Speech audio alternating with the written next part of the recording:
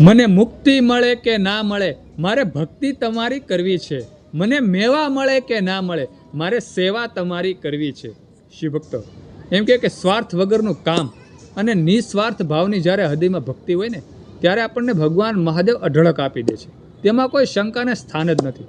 ભગવાન મહાદેવ આપણી સાથે નિરંતર ભ્રમણ કરતા રહે છે, હૃદયમાં બિરાજમાન થઈ જાય છે. દરેક સંકટો આપણે હણી નાખે છે, આપણા આવતા દિવસો કરી દે છે, આપણી મનની ઈચ્છાઓ પૂરી કરી દે છે.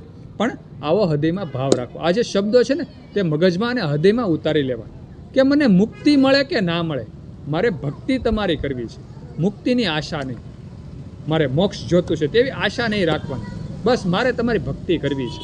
મને મેવા મળે કે ના મળે, મારે કંઈ ફળ પ્રાપ્ત કરવું જ નથી. શિવ, તમે મારી સાથે રહેજો. મારા દરેક કાર્ય ઓટોમેટિક થઈ જ જશે, કારણ કે આદિ અનાદિ તમે પરમ પિતા પરમાત્મા, તમે મૂળ તમે છો. એ ભગવાન મહાદેવ, તમે ખાલી સંગાથે રહેજો.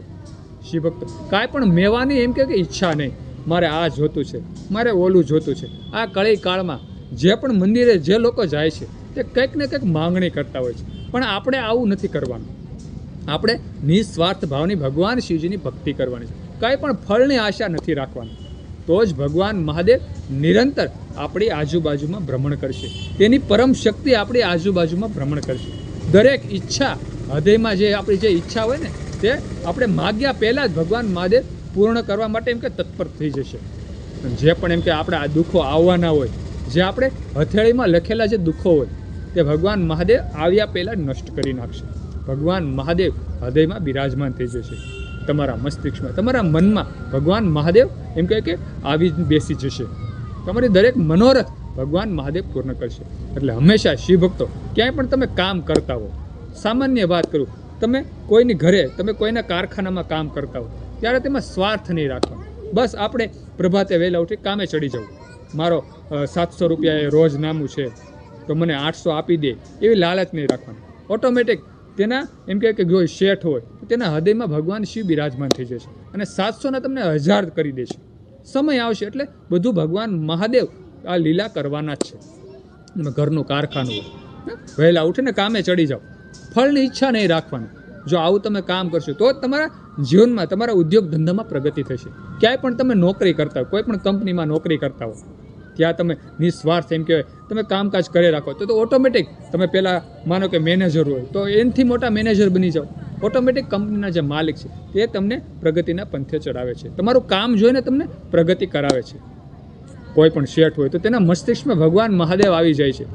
ઓટોમેટિક તેને ભાસ કરાવે છે કે આ વ્યક્તિ છે તે સ્વાર્થ વગરનો કામ કરવાવાળો વ્યક્તિ છે અને સરસ કામ કરે છે, તેની મહેનત ખૂબ છે. ઓટોમેટિક ભગવાન શિવ જ કોઈ પણ આપણી ઉપરી શેઠ હોય તેના હૃદયમાં, તેના મસ્તિષ્કમાં બિરાજમાન થઈ જાય છે અને આપણી પ્રગતિ કરાવે છે. એટલે ક્યાંય પણ સ્વાર્થ વગર કામ કરે રાખવું. તેવી જ રીતે ભક્તિમાં પણ આવું છે. નિસ્વાર્થ ભાવે આપણે નિરંતર ભગવાન શિવજીની ભક્તિ કરતી રહેવાની છે.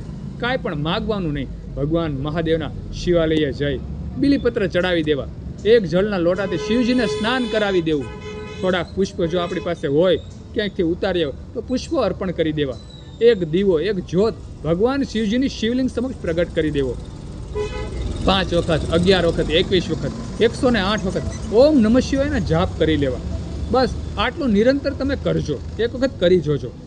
તમે શિવાલયે ન જઈ શકો તો ઘરે સુંદર શિવલિંગ લઈ લેવું અને તેની તમારે નિત્ય પૂજા કરવી તો પણ ચાલે. આવું તમે નિત્ય કરશો, નિસ્વાર્થ ભાવે ભગવાન શિવજીની ભક્તિ કરશો. ભગવાન મહાદેવ તમારી આજુબાજુમાં ઉર્જા રૂપે એક્ટિવ થઈ જશે અને દરેક કાર્ય તમારા ઓટોમેટિક થવા જ મળશે. તમારે કંઈ માગવું નહીં પડે, કોઈ પાસે હાથ લાંબા નહીં કરવા પડે. તમારી પાસે કદાચ એમ કે સંપત્તિ ન હોય, પૈસો ન હોય, પણ જો ભગવાન મહાદેવ તમારી સાથે હોય ને તો દરેક કાર્ય તમારા સંભવ થઈ જ જાય છે. તેમાં કોઈ શંકાને સ્થાન નથી. દેવતાઓને જ્યારે એમ કહેવાય કે દુવિધા આવી છે, દુઃખ આવ્યું છે, ત્યારે તે પણ ભગવાન મહાદેવ પાસે ગયા છે. કોઈ પણ દેવતા હોય, કોઈ પણ દાનવ હોય, જ્યારે સંકટ પડે છે ત્યારે ભગવાન શિવજીને યાદ કરે છે. તો આ કળી કાળમાં આપણો મનુષ્ય અવતાર એળે ન જવો જોઈએ. ભગવાન મહાદેવનું, શિવલિંગનું આપણે પૂજન કરવું જોઈએ અને આપણો ભવ પાર કરવો જોઈએ.